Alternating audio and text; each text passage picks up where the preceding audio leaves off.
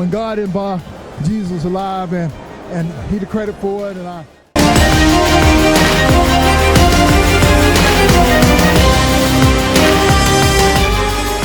The heavyweight champ of the world, like Ali, they automatically become better fighters. When people talk about the most intimidating eras in heavyweight boxing, the conversation always circles back to the wild 1,990 seconds, a time when fear ruled the ring and knockouts came without warning, and two names from that era still spark endless debate: Mike Tyson and Butterbean. They were built differently, fought differently, and carried completely opposite images, yet both men inspired fear in their own way. Mike Tyson was the definition of controlled violence, a compact wrecking machine who exploded forward with speed and precision that heavyweights had never seen before. While Butterbean was pure chaos, a massive brawler who walked opponents down like a moving wall and crushed them with raw power. For years, fans imagined what would happen if these two American giants ever collided, and although the fight never officially happened, their stories became intertwined through trash talk, knockouts, and the brutal reality of heavyweight boxing. Butterbean, whose real name was Eric Esch, made a name for himself by destroying opponents in 4-round fights, turning boxing into a demolition job rather than a technical contest. He was mocked for his appearance, underestimated for his style, and dismissed as a novelty, but inside the ring, he was anything but funny. Butterbean knocked people out fast, often violently, and when he gained momentum, very few could stop him.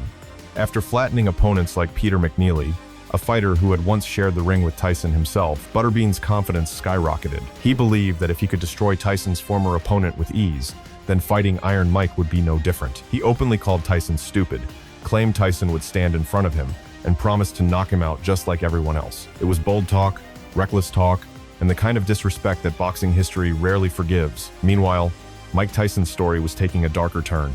Once known as the baddest man on the planet, Tyson had already experienced the first crack in his invincible image when James "Buster" Douglas shocked the world by knocking him out. That loss changed everything. It proved that Tyson was human, that even the most terrifying fighter could fall, and it gave other heavyweights the courage to believe they could beat him. Still, even after that loss, Tyson remained one of the most dangerous men to ever step into a ring. His fights against Donovan "Razor" Ruddock showed that when motivated, Tyson could still unleash hell. Ruddock talked confidently, believing Tyson was finished, believing the fear was gone. But once the fight began, it became clear that Iron Mike still carried nuclear power in his fists. The early rounds were violent exchanges where both men traded heavy shots. But Tyson's combinations, especially his left hook to the body followed by brutal uppercuts, began breaking Ruddock down. By the later rounds, Tyson took full control, overwhelming Ruddock with relentless pressure until the referee had no choice but to step in. That victory restored some of Tyson's lost aura and reminded the heavyweight division that even a wounded Tyson was still a nightmare. While Tyson battled elite contenders and former champions, Butterbean continued his rampage through lesser-known opponents, knocking out bodybuilders, brawlers, and anyone brave enough to step into the ring with him. Fighters often tried to bully Butterbean, taunting him, laughing at his size, or treating him like a joke, but those moments rarely ended well. When Jackie Beard mocked him, Butterbean responded with a lightning-fast right hand that flattened him instantly. When Doug Norris tried to stand toe-to-toe, Butterbean crushed him with a single punch that folded him like a lawn chair. Even referees weren't safe from the chaos, as Butterbean once accidentally knocked an official down during a wild exchange. His fights were not technical masterpieces, but they were brutally effective, and every knockout added fuel to the fantasy matchup against Tyson. Fans argued endlessly. Some believed Tyson's speed and combinations would cut Butterbean apart in seconds, while others thought Butterbean's sheer mass and power could overwhelm Tyson, especially after Tyson's losses had exposed his vulnerability. At the same time, Tyson continued adding legendary moments to his career, including his destruction of Michael Spinks, one of the most shocking knockouts in heavyweight history. Spinks came in undefeated, confident, and respected, but Tyson erased him in under 2 minutes, attacking without fear, ripping hooks to the body and head, and sending Spinks crashing to the canvas twice before the fight was stopped. That performance reminded the world of what peak Tyson looked like, and why so many fighters were mentally defeated before the bell even rang. Tyson also punished loudmouths like Tyrell Biggs and Frank Bruno, fighters who talked big and believed their size or strength would protect them. Against Biggs, Tyson poured his rage into every punch, knocking him down repeatedly and ending the fight violently. Against Bruno, Tyson dismantled the muscular heavyweight with crushing body shots and relentless combinations, proving that muscles mean nothing when technique and timing are superior. These fights showed a pattern that boxing fans recognized instantly. Disrespecting Tyson usually ended with someone lying on the canvas. Butterbean's bold words placed him directly in that category, even if the fight never happened. As time passed, the idea of Tyson versus Butterbean became more mythical than realistic, a what-if scenario, fueled by highlights, trash talk, and imagination. Tyson's career took further turns, both triumphant and tragic, while Butterbean continued carving out his own legacy as one of the most feared short fight knockout artists in boxing history. They represented two extremes of heavyweight violence, one built on speed and technique, the other on mass and brute force, and that contrast is what made fans obsessed with comparing them. In the end, the true story was not about who would win in a fantasy matchup, but about how heavyweight boxing punishes arrogance, rewards preparation, and never forgives mistakes. Tyson learned that lesson the hard way through defeat and redemption, while Butterbean learned it by smashing anyone who underestimated him. Their careers, though different, serve the same message. In the heavyweight division, confidence without respect can get you destroyed in seconds. As the years passed, the legend of Mike Tyson and Butterbean continued to grow, not because they ever fought each other, but because both men represented two extreme versions of fear inside the heavyweight division, and that contrast made fans endlessly curious about what might have happened if their paths had crossed. Mike Tyson was the product of structure, discipline, and ruthless efficiency. A fighter trained from a young age to slip punches by inches, explode forward with perfect balance, and unload combinations that ended fights before opponents could even react. While Butterbean was raw force in its purest form, a walking wall of mass and momentum, who relied on intimidation, pressure,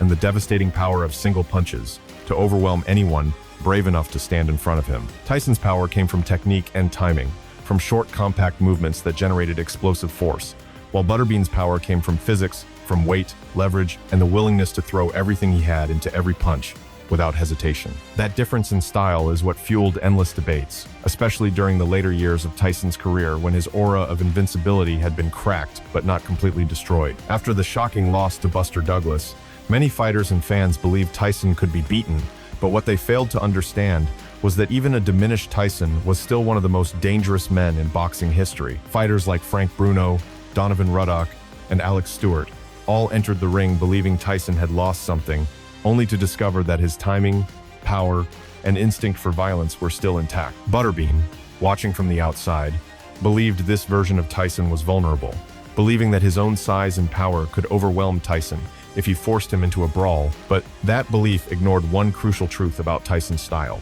Tyson thrived against slow, forward-moving opponents who relied on pressure because his entire game was built around slipping inside, closing distance, and landing devastating hooks and uppercuts at close range. Butterbean's biggest strength, his forward momentum, could easily have become his biggest weakness against someone as fast and explosive as Tyson.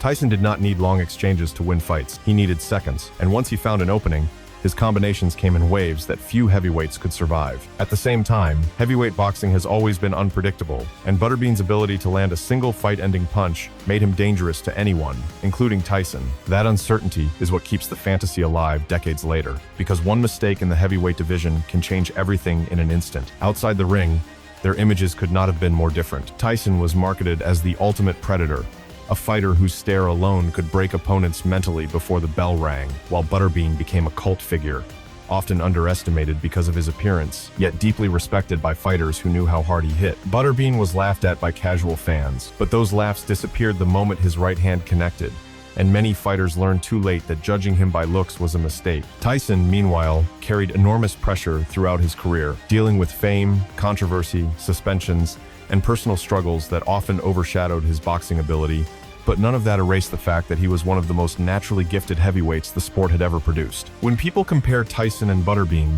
they are really comparing two philosophies of combat, one built on refinement and precision, the other built on raw force and intimidation. Tyson showed what happens when talent meets discipline, when movement and timing turn violence into an art form, while Butterbean showed what happens when size and power are pushed to their absolute limits with no fear of consequence. Both men delivered unforgettable knockouts, both inspired fear in their opponents, and both left permanent marks on boxing history in very different ways. Even without an official fight between them, their careers intersect through shared opponents, shared eras, and shared reputations as men no one wanted to face. Tyson's destruction of elite champions cemented his place among the greatest heavyweights of all time, while Butterbean's reign of chaos in short format fights made him one of the most recognizable knockout artists the sport has ever seen. In the end, the real story was never about who would win in a fantasy matchup, but about what they represented. Heavyweight boxing is unforgiving. It does not care about hype, body shape, or bravado.